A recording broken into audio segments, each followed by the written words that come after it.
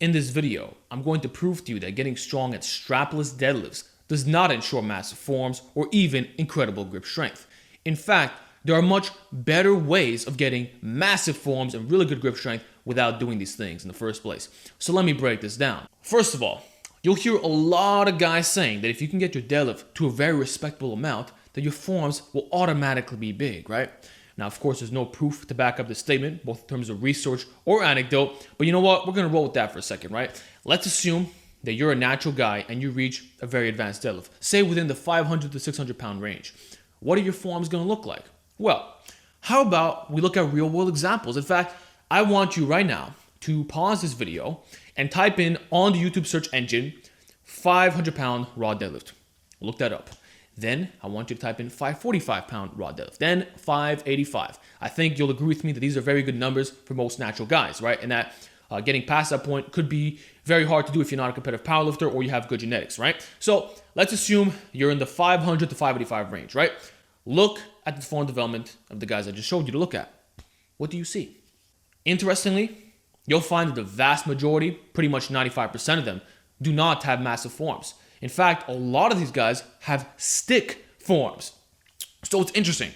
You have people claiming that just getting a strong deadlift ensures massive forms, yet when we look at the anecdote, which is all you really have when talking about the subject, it shows otherwise.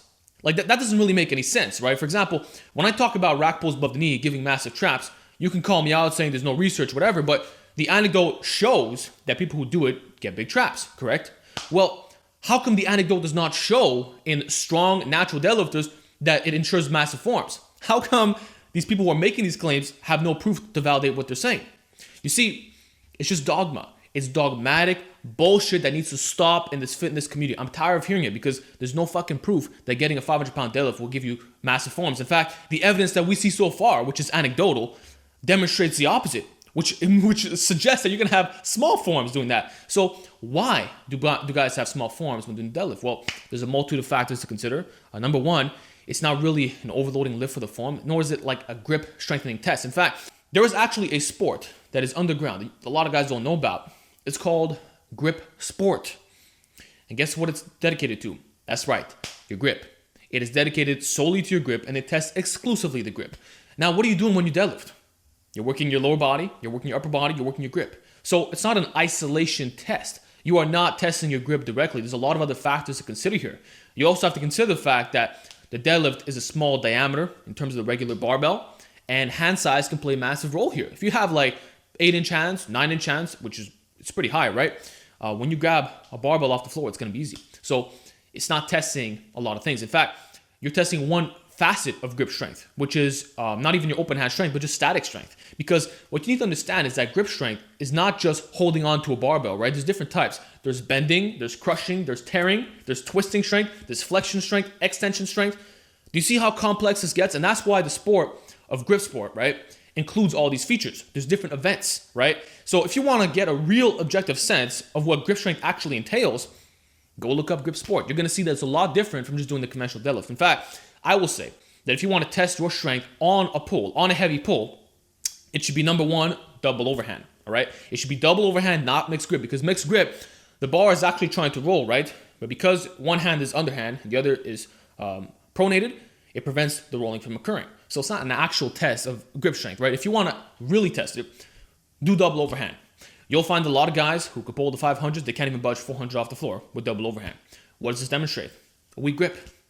And there's other ways to test it too. You can use a thick bar, like an axle, although you'll be limited by hand size, as well as just doing rack pulls. In fact, I would say that the rack pull, the double overhand rack pull at the knee, or even above the knee, is a far better indicator of grip strength than the strapless deadlift. Absolutely. So we've already confirmed that by looking at the anecdote, these guys who deadlift in the 500 to 600 pound range do not have massive forms, nor can we even conclusively say that they have good grip strength.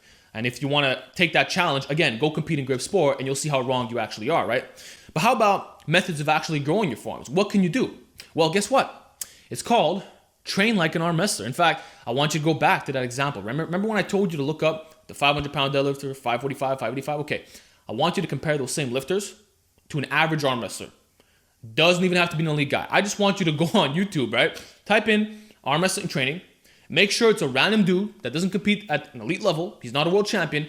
and I want you to look at this form development. Do you want to know what you're going to find? 95% of the time, actually not even 95, 100% of the time, these guys have massive forms. Every single one of them. In fact, when you compete in arm wrestling, before the match starts, you get to see the stats. You see the two lifters doing this, right? And guess what you see? The average is about 16, 17 inches. Think about that for a second. The average forearm circumference of regular guys who are not on drugs, I can assure you they're not on drugs, is 16, 17 inches. Do you know how massive that is? Like, think about how big that is. Your fucking forearm circumference, 16 to 17 inches. Most guys don't even have that in their upper arm. These regular arm wrestlers, right, who don't even do regular training. They don't do conventional deadlifts, mixed grip for the most part. They just do a lot of wrist curls and partial curls. These guys have 16 to 17 inch forearms, right, which surpasses even that of drug users, drugged up bodybuilders. Now, what does this demonstrate? Well, it demonstrates that there are much better ways of getting bigger forms. You don't have to have a really good deadlift to have big forms. In fact, when I used to do a lot of arm wrestling training back in the day, I had massive forms. I absolutely did. I had really big forms. In fact, I was not even able to deadlift 455 or so, yet I still had good development. That came from doing all the partial curls and the wrist flexion, all that type of stuff. Because that is truly the best way of getting bigger forms. It's with wrist flexion. Bottom line, okay? And the best test of grip strength is not a conventional deadlift. It's competing in grip sport, all right? You see, we have different sports that test different abilities, right? Strongman will test your conditioning. It'll test your general strength on a multitude of classical lifts, if you will, right? Odd implements. Powerlifting is going to test your strength on the squat, bench press, deadlift. Arm wrestling will test you in the sport of arm wrestling. Boxing will test your physical abilities, your stamina, all that type of stuff. Marathon running will test your endurance. Well, guess what? We also have a sport that tests your grip directly. It's called grip sport, all right? So next time a guy tells you that the deadlift, the conventional deadlift, is the epitome of grip strength, that is fucking bullshit, okay? Because we have a sport that proves what real grip strength actually is, okay? So it's not the conventional deadlift. And then one final point that I'd like to raise is that a lot of these guys will cherry pick elite pullers to prove their claims, right? They're going to say, well, have you ever seen an 800-pound raw deadlifter who had small forearms? Obviously not. That means, folks, that you should just do deadlifts and you're going to have massive forearms by default. It's the same argument that they use when talking about Pete Rubish's neck, right? They're going to say, well, Pete Rubish has a massive neck, therefore you don't have to isolate your neck. Well, first of all, I don't think people understand how fucking moronic that argument actually is, because what you're essentially saying is that you can build forearm development or neck development similar to that of an elite deadlifter who is on drugs, who has the best genetics in the world, the best work ethic. You're basically saying that the average lifter can obtain his numbers and have that type of look. It doesn't make any sense. Okay, here's the facts, right? Number one, you're never going to have the deadlift of Pete Rubish. You're not going to deadlift 900 pounds without drugs. Good fucking luck. So right there, you're not going to have his neck, all right? Let's get that straight, right?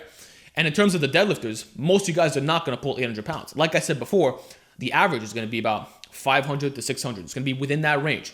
The more genetically blessed might go above that. The guys who have the strong mindset might go above that, okay? So you're not going to be pulling 800 pounds mixed grip without drugs. Let's just get real over here, right? So right there, that's just a foolish argument. And then one thing I'd like to mention is that even when we do look at these 800-pound pullers, a lot of them have form development similar to arm wrestlers, natural arm wrestlers.